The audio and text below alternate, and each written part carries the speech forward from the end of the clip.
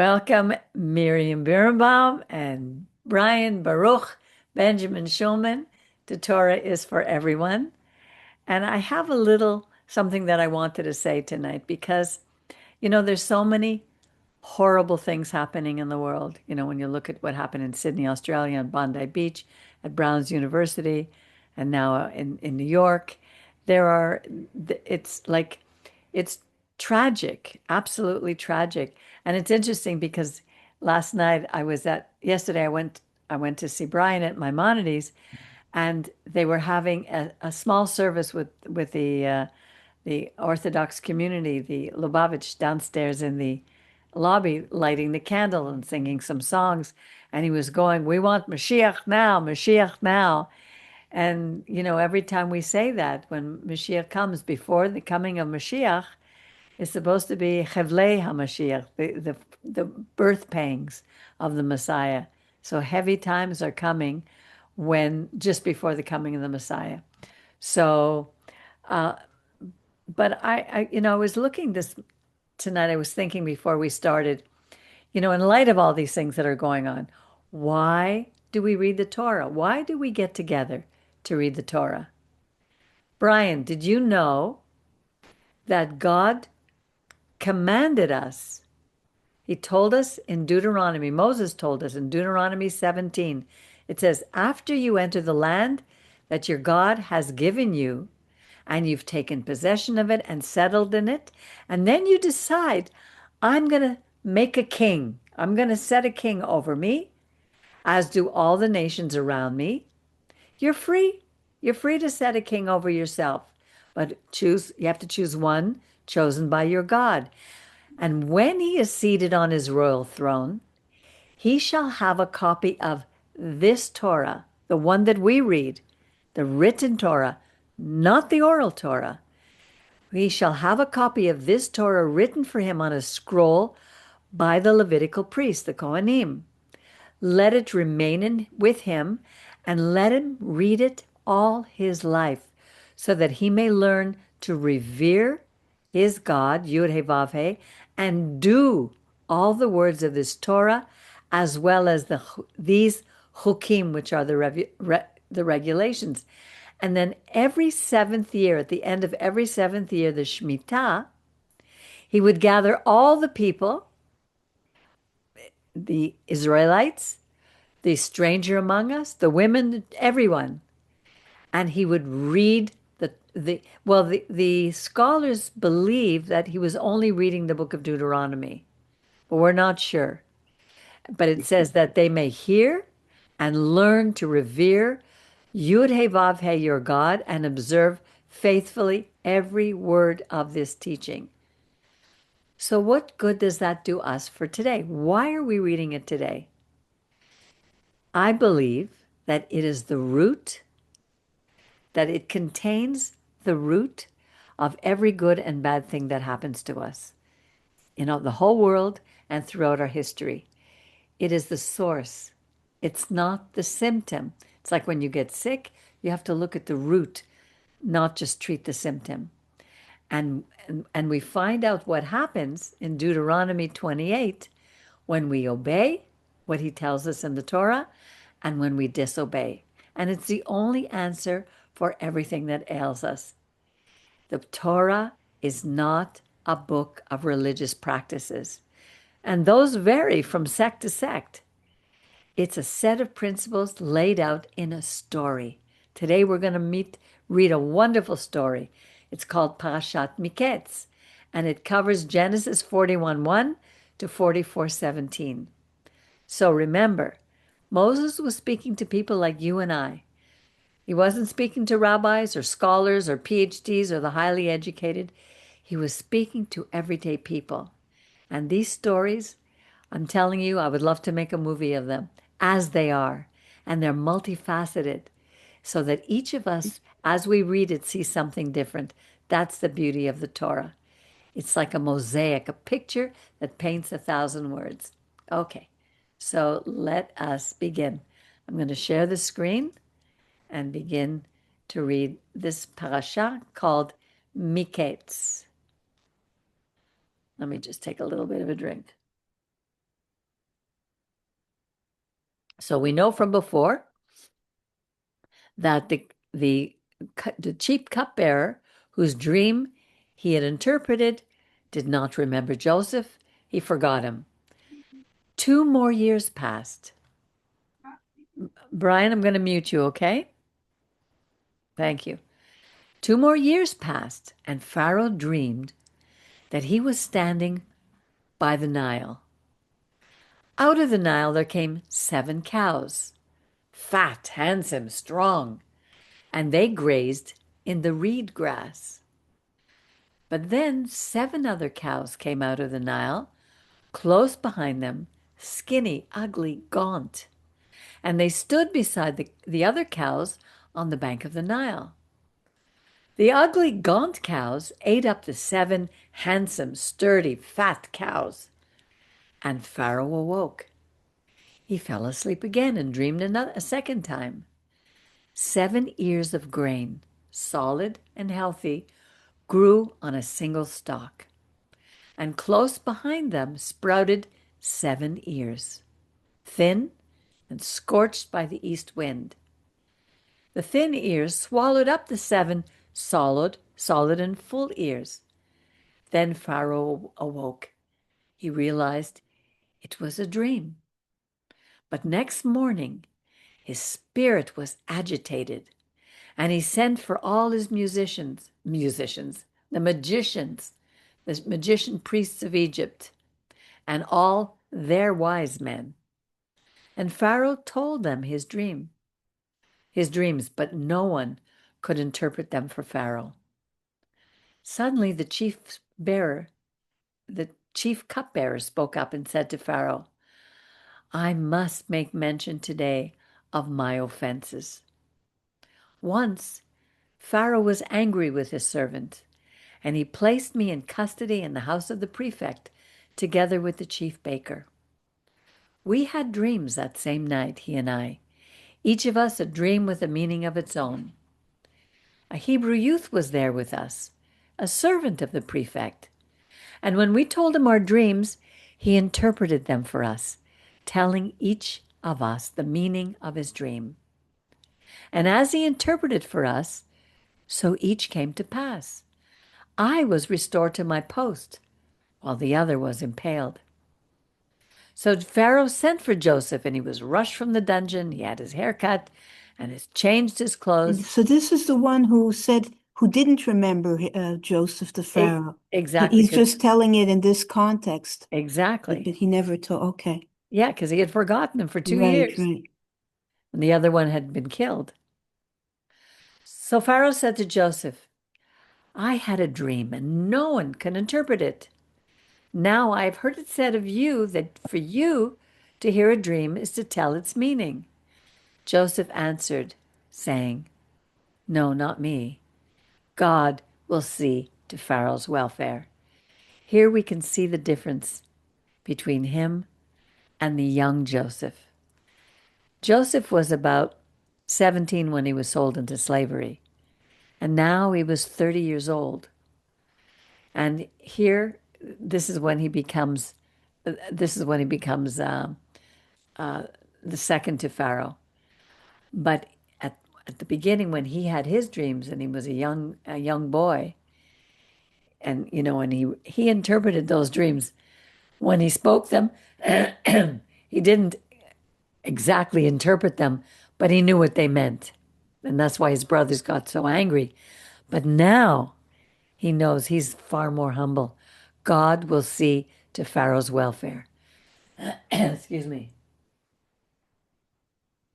And then Pharaoh said to Joseph, In my dream I was standing on the bank of the Nile. And when out of the Nile came 7 sturdy and well-formed cows and grazed in the reed grass. I find it interesting that he's going to be repeating word for word what we just heard, which Right, shows which shows how important it is. Because he could have just said, and Joseph tells Pharaoh his right, dreams, right. or Pharaoh tells Joseph his dreams. Well, these are living stories, not, Exactly. yeah.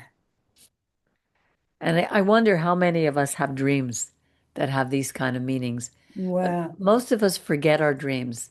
And I think that if a dream was really meant to be interpreted and spread, that we would remember them very clearly. Right.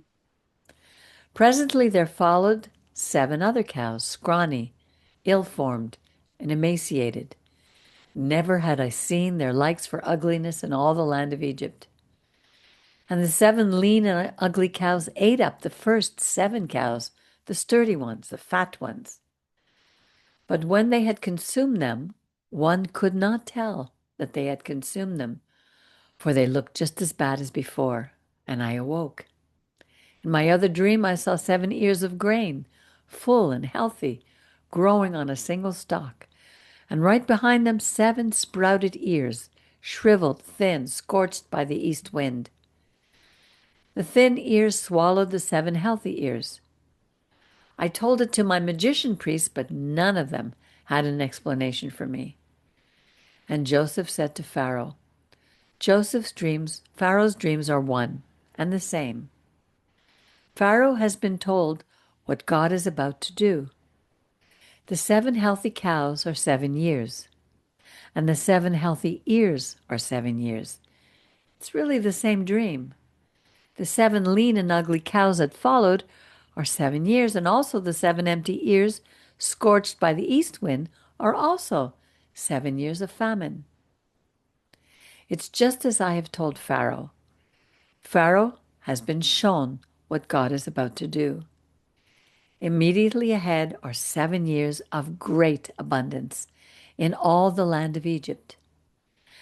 But after them will come 7 years of famine, and all the abundance in the land of Egypt will be forgotten. As the land is ravaged by famine, no trace of the abundance will be left in the land because of the famine thereafter, for it will be very severe. As for Pharaoh, having had the same dream twice, it means that the matter has been determined by God and that God will carry it out soon. Accordingly, let Pharaoh find someone, it says ish, a man, who is discerning, who has chachma, wisdom, whom you can set over the land of Egypt. And let the Pharaoh take steps to appoint overseers over the land and organize the land of Egypt during the 7 years of plenty. Let all the food of these good years that are coming be gathered, and let the grain be collected under Pharaoh's authority as food to be stored in the cities. Let that food be a reserve for the land, for the 7 years of famine which will come upon the land of Egypt, so that the land may not perish in the famine. The plan pleased Pharaoh and all his courtiers. And the Pharaoh said to his courtiers, Can we find another like him? A man? It says here, Asher Ruach Elohim Bo, to whom the Spirit of God comes. That's really amazing. Isn't that Because beautiful? I wonder with the magicians, I can't imagine that they would just say nothing.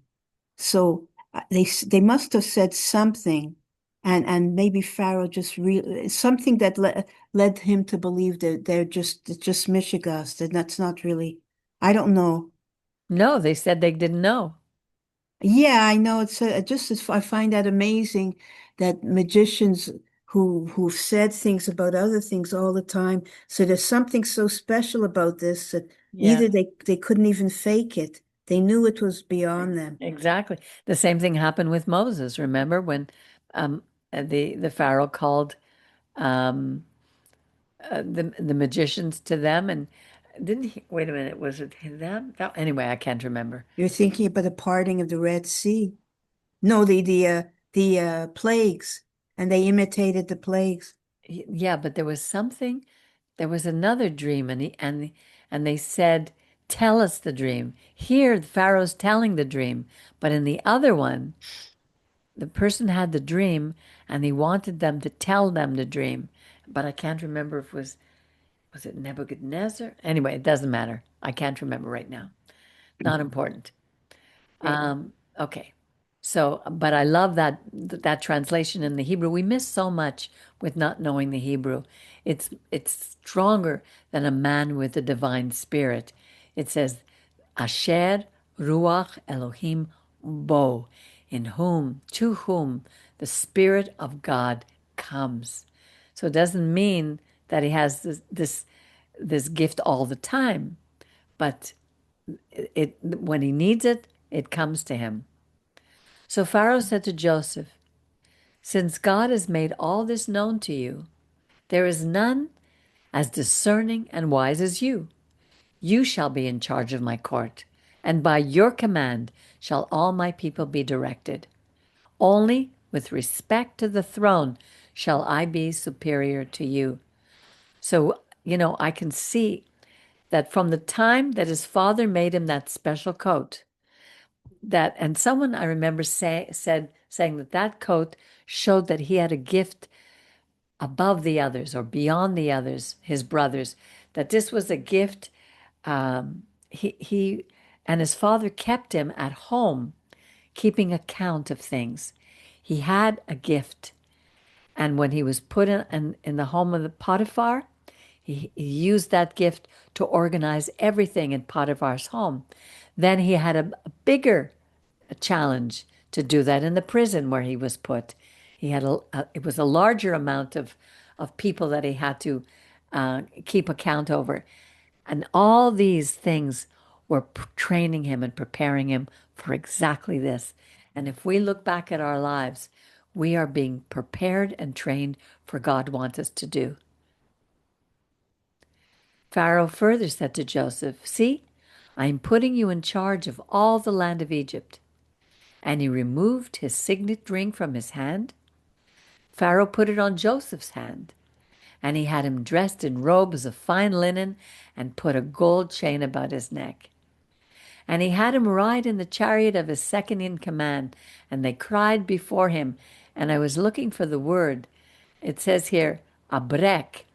But here in the Hebrew, it says, it looks like this is a vav, a resh, and a chet sofit. It looks like barech, abrech, like oy, like a broch. When we say that, oy, a broch, cried before him. That, Vav, or Evrach, yeah, avrech. Avrech. Yeah, but the words are the same as baruch, the Maybe, oh, same, yeah, it's the true. same Yeah, letters. yeah, I see Baruch. Yeah. So I don't know. My Hebrew isn't perfect, but to me, Hebrew is a picture language. And this language looks like a picture. But it says here they don't know what a brek means. Maybe it's That, Shrek. thus he placed him over all the land of Egypt, Mitzrayim. Pharaoh said to Joseph, I am Pharaoh, yet without you no one shall lift up a hand or foot in all the land of Egypt. Then Pharaoh gave Joseph the name Zaphenath, Zaphenath Paneach, and he gave him a wife, Asenat, the daughter of Potipharah, the priest of On, which I thought was interesting because she would be the daughter of a priest who still in their country, in their community, the priests held a very high position. So the priestess, the daughter, would have been raised with that kind of understanding. He wasn't just the Pharaoh just didn't give him anyone, but gave him someone very high up in the land. So Joseph emerged in charge of the whole land of Mitzrayim, of Egypt. Joseph was 30 years old when he entered the service of Pharaoh, king of Egypt. Leaving Pharaoh's presence, Joseph traveled through all the land of Egypt. I think this is where we find very often in Judaism, and I'm not sure about other cultures, but they say 30 years old is a good time for a man to be married. He is mature, he is ready, he's gone through many things, and he's ready he's stepping into adulthood. It's far beyond the bar mitzvah. During the 7 years of plenty, the land produced in abundance. And he gathered all the grain of the 7 years that the land of Egypt was enjoying. And he stored the grain in the cities and he put in each city the grain of the fields around it. So Joseph collected produce in a very large quantity, like the sands of the sea, until he was no longer able to measure it, for it could not be measured. Before the years of famine came, Joseph became the father of two sons, whom Asenath, daughter of Potipharah, the priest of On, bore to him.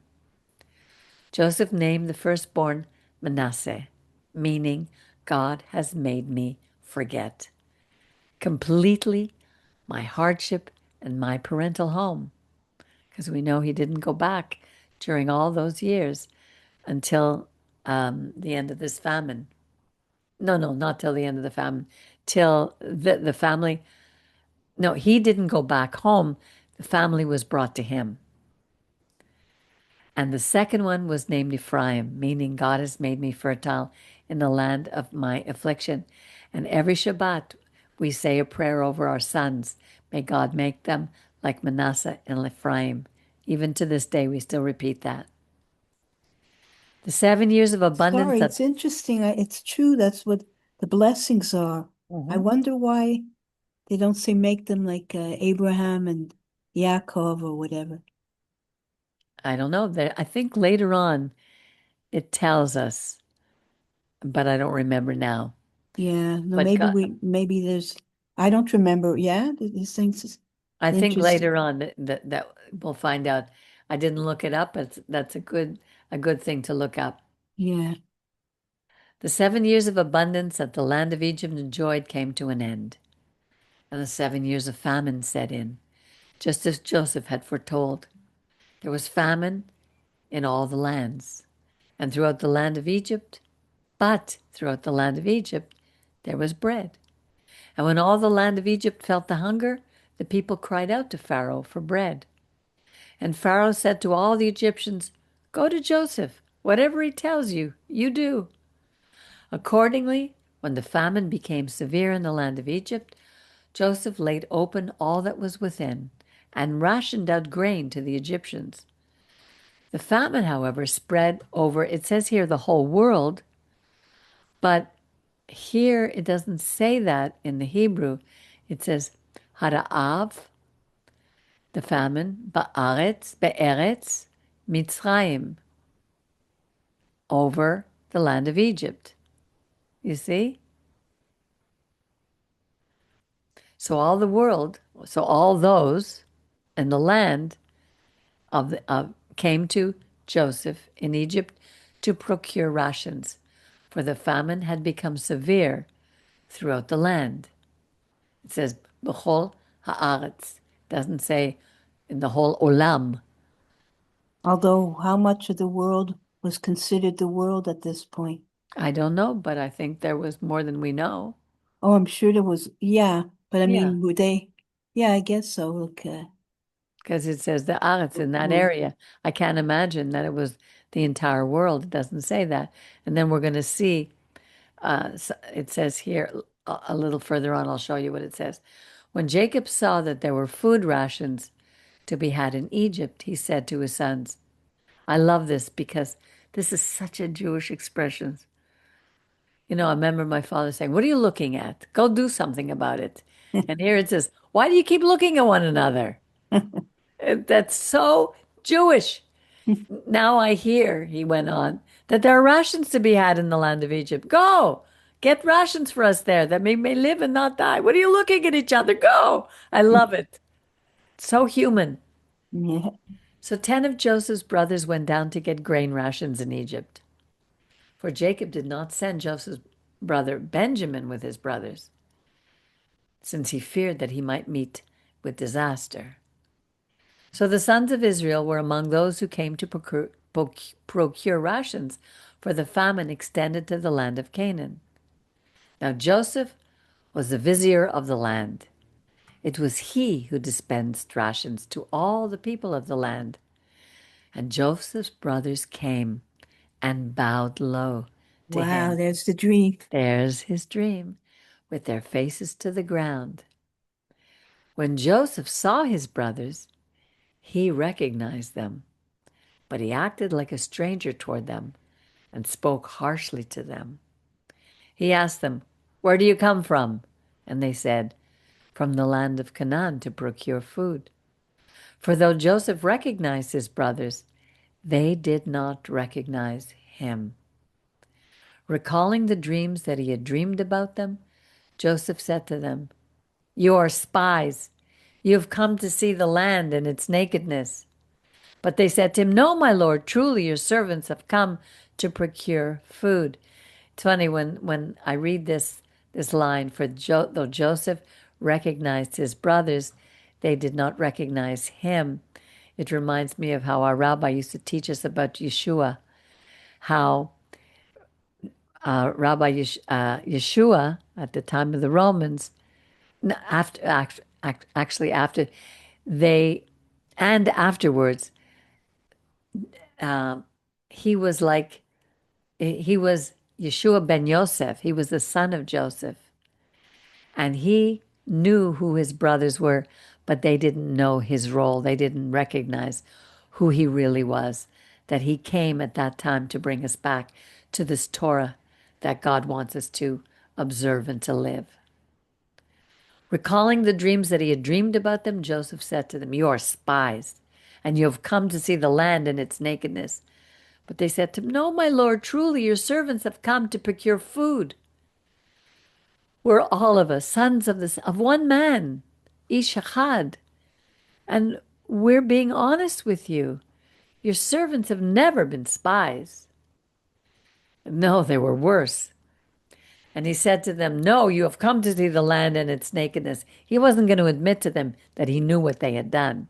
He was going to make them suffer a little bit and see where they were. And they replied, "We, your servants, were 12 brothers, sons of a certain man in the land of a man, Ish Echad, of one man in the land of Canaan. The youngest, however, is now with his father, and one is no more." So they thought. But Joseph said to them, "It's just as I've told you. You are spies.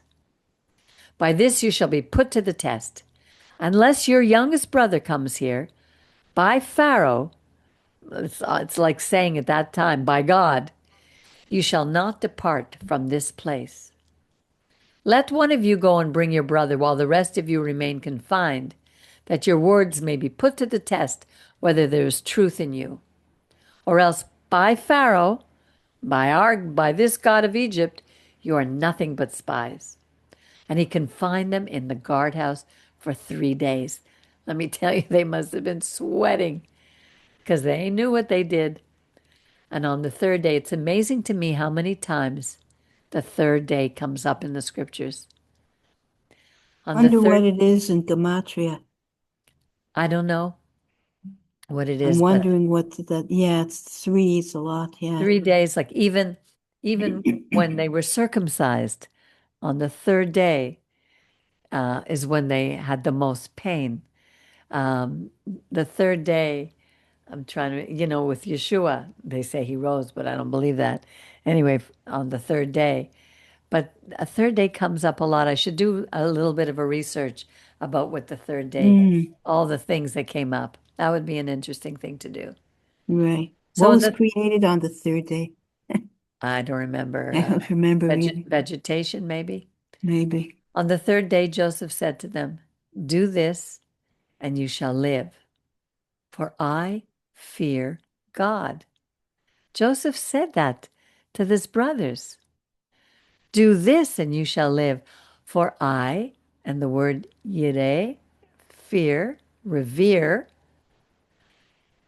God. It's interesting that he said that to them.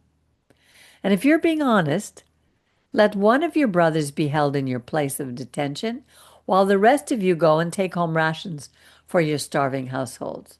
He was showing some chesed here, some mercy. "But you must bring me your youngest brother, that your words may be verified and that you may not die." And they did accordingly. They said to one another, "You see, we're being punished on account of our brother because we looked on his anguish. Remember, he was crying out from the well that I'd put him in, and we paid no heed as he pleaded with us. They sat eating while he was pleading with them. Now, Joseph is midat keneged midat, but they recognize it. That's why this distress has come upon us. How many of us recognize things that come on us because of things we've done? Then Reuben spoke up and said to them, "Didn't I tell you? Don't do any harm to the boy? But you wouldn't listen. Now, now we have to pay the price. This is the reckoning for his blood."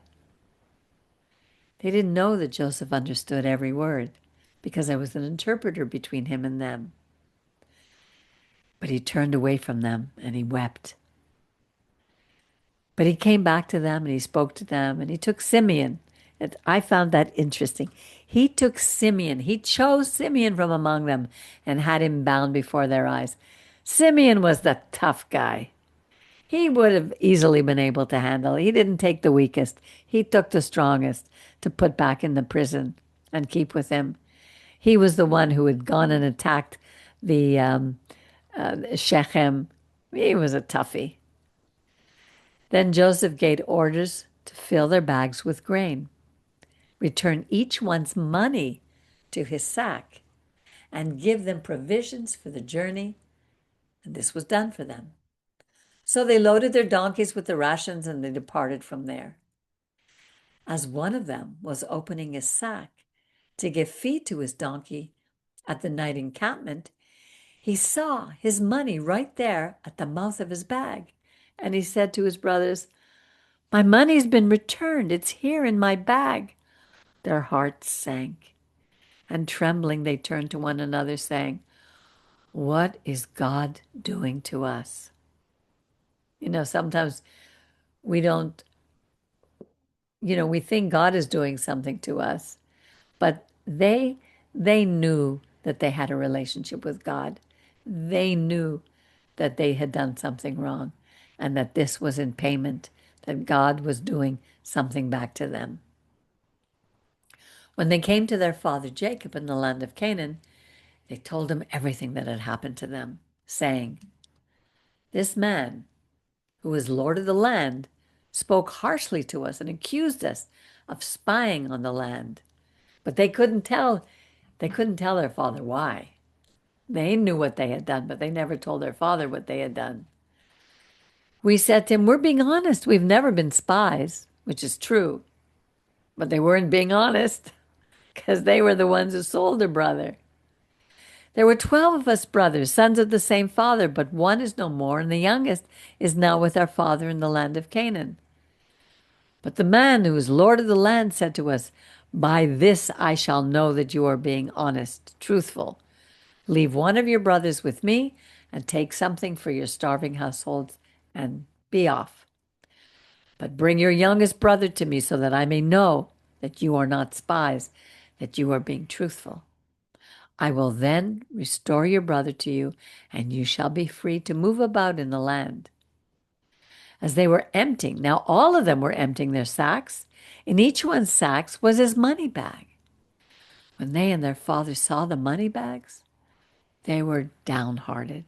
They were afraid. Their father Jacob said to them, "It's always me that you bereave, that you make crazy. Joseph is no more, Simeon is no more, and now you're going to take away Benjamin. These things always happen to me." What a character Jacob was. That's so funny. You can see now he's not called Israel. Here he's called Jacob. That's our humanity.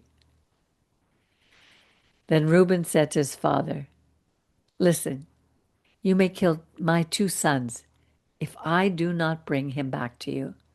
Put him in my care, and I will return him to you." But he said, "My son must not go down with you, for his brother is dead and he alone is left."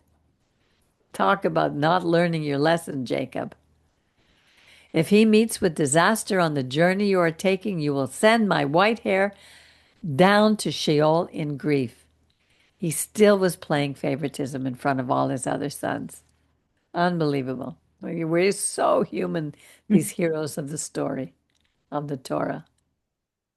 But The famine in the land was severe. And when they had eaten up the rations which they had brought from Egypt, their father said to him, Okay, go.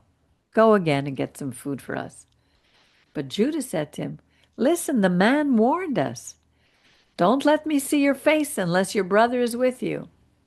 If you let our brother go with us, we will go down and procure food for you. But if you will not let him go, we will not go down. For that man said to us, Don't let me see your face unless your brother is with you. Now Israel says, it's now he says, and Israel said, Why did you serve me so ill as to tell the man that you had another brother? Why do you think it's not Jacob here saying that, but Israel? That's interesting. Yeah, it is Why did you interesting. not serve me? Huh. Why did you serve me so ill as to tell the man that you had another brother? Because Israel represents the future of the people. Anyway, I don't know. Yeah, I don't Maybe know. maybe we'll learn about that from Mauricio this week. He's doing the message. He always has a way of bringing things like this out. We're what we're doing here is bringing you an introduction to Torah and raising questions. There are answers if we search for them. The Torah does give us answers, and maybe later it will tell us. They replied, But the man kept asking us in our family, saying, Is your father still alive? Do you have another brother? And we answered him accordingly. How are we to know that he would say, Bring your brother here? Then Judah said to his father Israel, Send the boy in my care.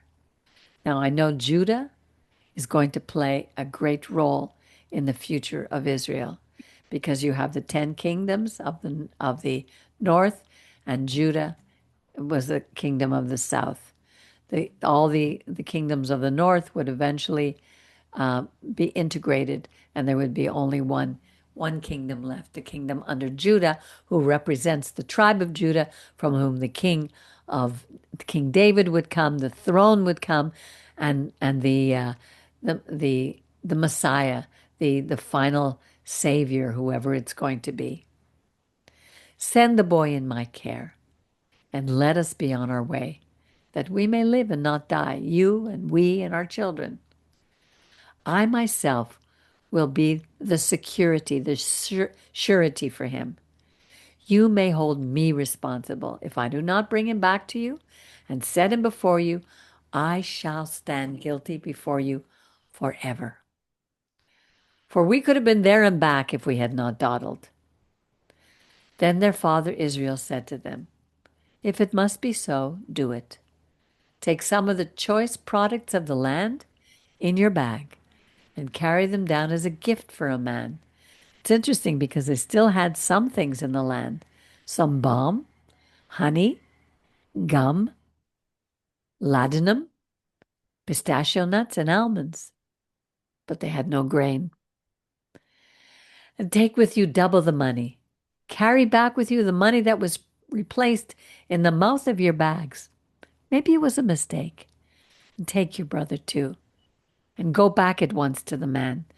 And may El Shaddai, the one who is our nurturer, the one who is our God, who takes care of us, may he dispose the man to mercy toward you, that he may release to you your other brother, as well as Benjamin. As for me, if I'm to be bereaved, I shall be bereaved. So the men took the gift, and they took with them double the money as well as Benjamin, and they made their way down to Egypt, where they presented themselves to Joseph. When Joseph saw Benjamin with them, he said to his house steward, Take those men into the house, slaughter and prepare an animal, for those men will dine with me at noon. The man did as Joseph said, and he brought the men into Joseph's house. But the brothers, the men, were frightened at being brought into Joseph's house. It must be, they thought, because of the money replaced in our bags the first time we had been brought inside, as a pretext to attack us and seize us as slaves with our pack animals. So they went up to Joseph's house steward and spoke to him at the entrance of the house. If you please, my lord, they said, we came down once before to procure food. But when we arrived at the night encampment and opened our bags, there was one's money in the mouth of his bag, our money in full. So we have brought it back with us. And we have brought down with us other money to procure more money to procure food. We do not know who put the money in our bags. And the man said, this was the servant who they called my lord, said, here it says, look, Omer, Shalom Lechem, be at peace. All is well. Don't be afraid. Lo tira, tiru. Your God, the God of your father, must have put treasure in your bags for you. I got your payment. Isn't that interesting? Yeah, that is interesting. Yeah, we don't know who this man is. I don't think it's Joseph. But this said, your God must have put the treasure in your bags because I got your payment. That's very interesting. I don't know if Joseph told him to say that. And he brought Simeon out to them. Then the steward brought the men into Joseph's house. No, it was a steward. Brought the men into Joseph's house. He gave them water to bathe their feet, and he provided feed for their donkeys. They laid out their gifts to wait for Joseph's arrival at noon, for they had heard that they were to dine there. When Joseph came home, they presented him the gifts that they had brought with them into the house, bowing before him, low to the ground. He greeted them and he said, how is your aged father, of whom you spoke? Here it says, is he in good health? But that's not what the Hebrew says. It says, is your servant? No. Av, Ovdenu. Chai. Is he alive? Is he living? And they replied, it's well with your servant, our father. He is alive. Here, Chai. He's alive. And they bowed.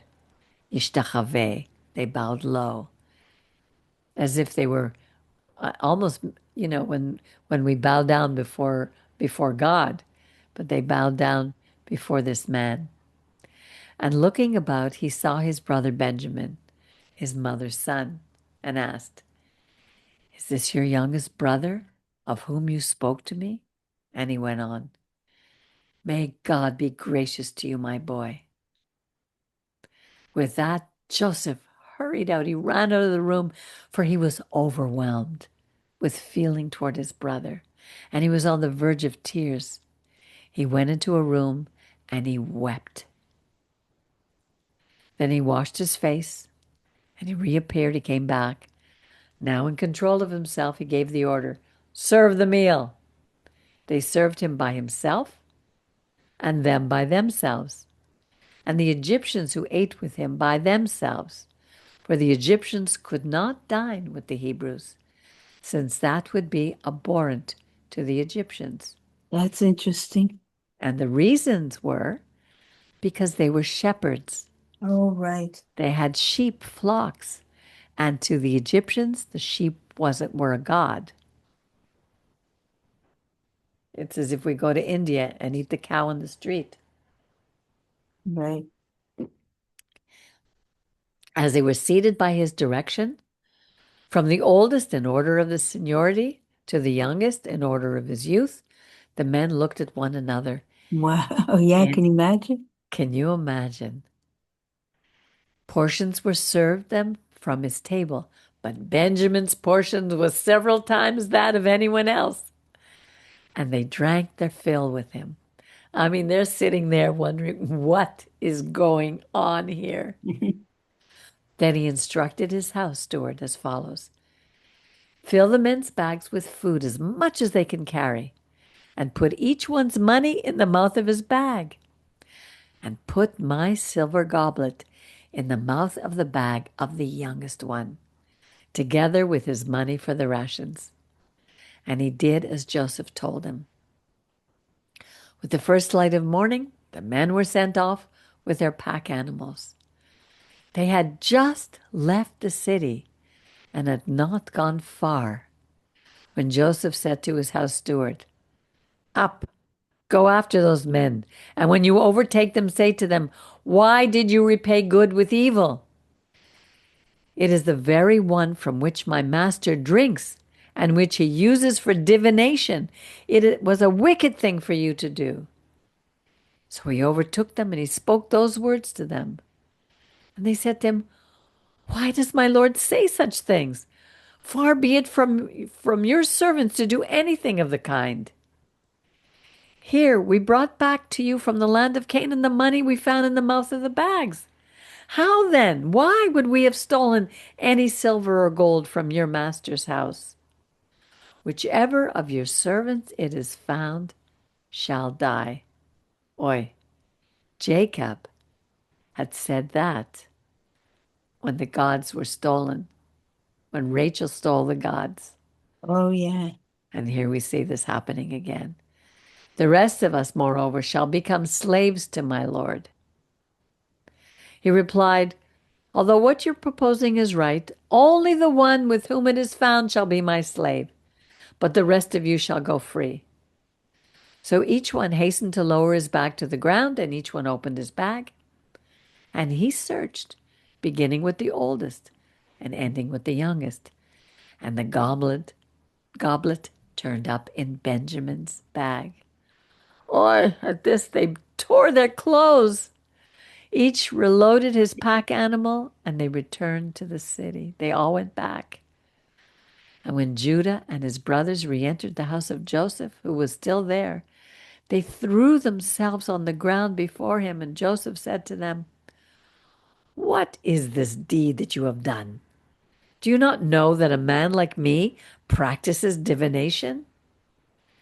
Judah replied, "What can we say, my lord? How can we plead? How can we prove our innocence? God has uncovered the crime of your servant.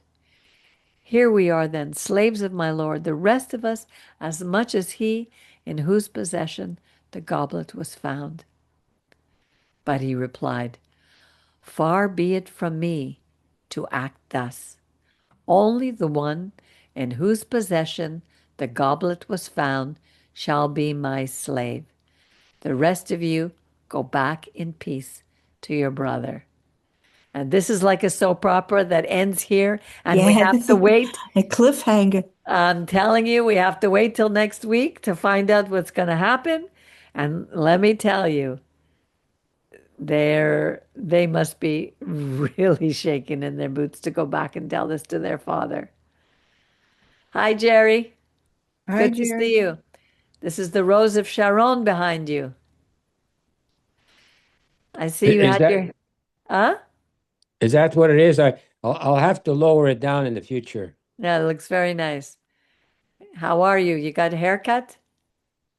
No, No. it's just Okay. my thin hair, and I just combed it down a little bit, and I wore a hat today, so Okay. So that was a very exciting story. Oh my goodness. We see measure for measure. We see things that we do come back at us. We see these some of these things will be repeated time and again. yeah. But You see your someone brother, mentioned, Jerry? pardon? You see your brother? I spoke to him. No, you don't see him. I speak to him every day. I don't go up there. No, he's not there anymore, the one you went to see. Harvey's No, not there. no, he's in the elder care now, Baruch. Which elder care? It's maybe you know where that is. It's right behind the Hospital of Hope, Ryan. Well, Yeah, so you were going to say something, Jerry. No, I forget what we were at. Oh yes, so I don't remember reading that. It's good to hear. I just came in that you said the servant of Joseph said that was someone else put the money in their bag. I don't remember that. Did you say that, or is it written? It's written. It Oh yeah. says Let me go back to it here. It says Yeah. about the God of your fathers must have put the money in your bag. Yeah. What chapter is that, English? 43, But Genesis what 43. Genesis 43? Yeah, I think Yeah. so. Yeah. I don't remember reading that previously, so it's good to review these things. It's marvelous to keep reading them. That's why the king, it says that the king of Israel had to have the Levitical priests, the Kohanim, write a scroll for him. And every year at the end of Sukkot, when all the peoples were together in Jerusalem, the book would be read to all the people, to men and women and the stranger among us, so that we would know what's in the Torah, so that we would know right from wrong. And that's what we need today. We need to bring the Torah back to our people, which is why we read it here. To me, it is the only solution for a very sick world. What we see going on, how the enemy is coming against us, anti-Semitism rising again, the leftist, the woke, the craziness that's going on in the world. All we're doing by standing up and fighting for, educate people against anti-Semitism, you can't educate people to stop hating, but we can read God's word. And because we all have the Ruach, the Spirit of God in us, it resonates with us. But we know, sadly, that people don't accept it readily unless they're suffering. So suffering is coming, and that's what we're in right now. We're going to see more and more of it until, according to Ezekiel 38, it says that Israel will go into a period of peace, that there will be a ruler who they will trust enough to take down their walls and bars and gates, and they will be living, interesting enough, a 7-year period of total peace. And that's when the nations all around So shall. Peggy, Yes. could you just repeat that? There won't be what unless there's suffering? And when do we turn to God? When do we turn back to God? When do we cry out for God? When we're suffering. The people we hear these stories of those captures, the hostages that were captured and brought into the tunnels. And some of the stories were absolutely miraculous of how God, it's almost like God just showed himself to be real to them. In the darkness, his light appeared. And I know in my own life, I went through a living hell. It was almost like I had a holocaust of my life, almost to the point where I almost died. My daughter was so sick. I lost everything. I was at a point of, I didn't know where to turn. And that's when God appeared. So I'm going to ask you a question now, Peggy. Okay. If there was no death, we would have no meaning to life. If there was no darkness, we would have no meaning to light. If there was no sadness, we would have no meaning to happiness. If there was no wars, we would have no meaning to peace. So here's the question. We need those challenges for our life, and why? And you just brought that to mind. You said, uh, we have to appreciate what we have because we have to work for it. And I'm going to I think it says, which is commandment to rest on the Sabbath. What commandment number is The that? fourth, the fourth. Number 4.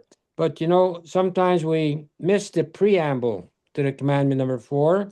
And the preamble is, for 6 days thou shalt labor and do all thy work. And that is in time, is the greater part of the week. Right. And Hashem wants us, it's a requirement that to rest on the Sabbath, that we should work for the 6 days. Exactly. Because we would not appreciate what is given to us, though we would like to get it with less challenge. And not only that, it's showing us that we are no longer slaves, because a slave has to work 7 days a week. They have no rest. They have to obey their master. They have no free will, no choice. But God said, I took you out of the land of slavery, out of bondage. Now you can rest one day. It's a sign. It's more than just a day of rest. It's a sign of the very existence of our God. When we are keeping the Sabbath, we are acknowledging that there is a God and that I, He I'm not, watches over us. I'm not sure when, but I believe Moses instituted the day of rest. And I'm not sure if they were still in Egypt at the time. The one day a week of rest. No, they weren't in Egypt. They had left. But he had the It one day. happened in the desert. It Right. happened So in the desert in different ways. Like one of the ways was when God provided the manna, the mun it was called. a And he one day said, of rest. you gather And for 6 days, and on the sixth day, I will give you a double portion. Do and not what do you, gather on the seventh and day. what do you think of the nature of the person who challenged his brothers to the test and all that? And could they have acted in another way? I don't know, understand which one. The brothers challenging who? No, Joseph was some people say Joseph could have been more relaxed to start with, with his brothers. Well, remember what they did to him. Yeah, okay, but right, He wanted to make sure that he was watching them to see if they had changed their attitude toward him, if they had recognized what they did wrong, because that is the formula for teshuvah. When we recognize that we have done wrong, or someone else recognizes that they have done wrong, and they acknowledge it, which they did there, and especially afterwards, they're going to do it to their brother. They you know, acknowledge it first themselves, then they can make it right. we are celebrating Hanukkah this I know. week, Yes. and years ago we had also I say also not a more serious. Mind, this is serious for some people, very serious. Also a serious battle. We're battling all the time. But I want you to notice something about, let me see if I can find it, because I think this is really important. And people miss the uh hang on a second. I'm going to go to, I'm believe it or not, I'm going to turn to the Catholic Bible right now. In the Catholic Bible, you see the Bible that we have as Jews ended with the last prophet Malachi. And then the New Testament began 400 years later. But in the book of Maccabees, let me share the screen. Hold on. Yeah, Maccabee does not form part of our Bible. Why? I don't know. Because they had closed the canon already. The rabbis closed the canon when they chose the books for the. So here we're in the first Maccabees. This is in the Catholic Bible, and it talks about how Alexander died and he left his kingdom to the four generals, and they it says here Alexander had reigned 12 years when he died. Each of his officers established himself in his own region. All assumed crowns after his death, they and their heirs after them for many years, bringing increasing evils on the world. From these there grew a wicked offshoot, Antiochus Epiphanes, son of King Antiochus, or Antiochus, which they say. He was once a hostage in Rome, and he became a king in the 107th year of the kingdom of the Greeks. Now listen to this, Jerry. It was then that there emerged from Israel a set of renegades who led many people astray. Come, they said, let us ally ourselves with the Gentiles surrounding us, these Greeks. For since we separated ourselves from them, many misfortunes have overtaken us. This proposal proved acceptable, and a number of the people eagerly approached the king, who authorized them to practice the Gentiles' observances. so that they may build a gymnasium in Jerusalem like the Gentiles have. They disguised their circumcision. They abandoned the holy Torah, submitting to Gentile rules as willing slaves of impiety. And it's then that we see Antiochus invades Egypt in massive strength, and then he goes from there into Israel. He goes into the temple. This is when it starts. You know, So what is that? What is that? The book of the Maccabees? that's the book of the Maccabees. Very few people read over that, and they don't see that. You see, we as a people, Israel, we have been called by God. There's only two kinds of people in this world. Two. Those who follow God, those who do not follow God. And there's only one God. There are no other gods. People may say Jesus Christ is God. The first commandment says, I am the God who brought you out of the land of Egypt, have no other gods. Jesus Christ did not bring the people out of the land of Egypt. The Roman Empire took a Jewish rabbi, Rabbi Yeshua, and what he was doing, his fervor to bring the Torah back to his people. Thousands of people were following him. But the Orthodox of the day were very upset with him because of what he was doing, because they followed the oral Torah. And he said to them, you travel miles to make a proselyte, one proselyte, and you put heavier burdens on him than even you're willing to bear. And we see that today. In Israel, the regular people are so secular, and they don't want to have anything to do with the Orthodox Jews because the rules are so crazy. They've gone so far. And I believe that that's why we're in trouble today. These same scenarios repeat themselves over the history, over time.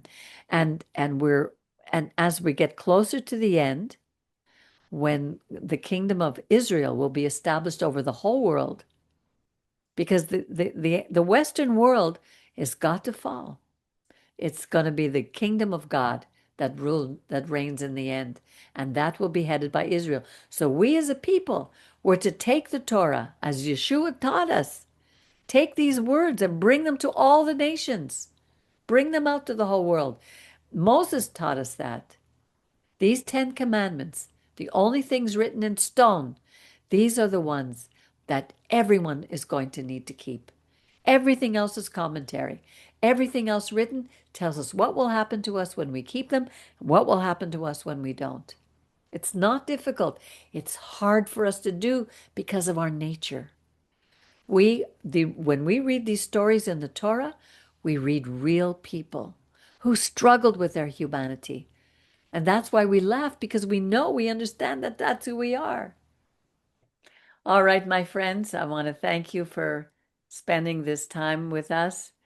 My heart is to bring the Torah to all the nations as God wants us to do. So we're doing the very best we can in this little group to bring it out to whoever will listen. So I want to wish you Hanukkah Sameach. It's a time of great joy because we do win in the end, because our God is with us. Every time the Maccabees prayed before they went to war, they won. So remember, keep us in prayer. I pray for each and every one of us here. May God give us the desires of our hearts. Hag Sameach. Hanukkah Sameach. Thank you, Hanukkah Sameach. Peggy. You're welcome. Thank you, Jerry. Thank Bye, you, Jerry. Brian. Thank you, Brian.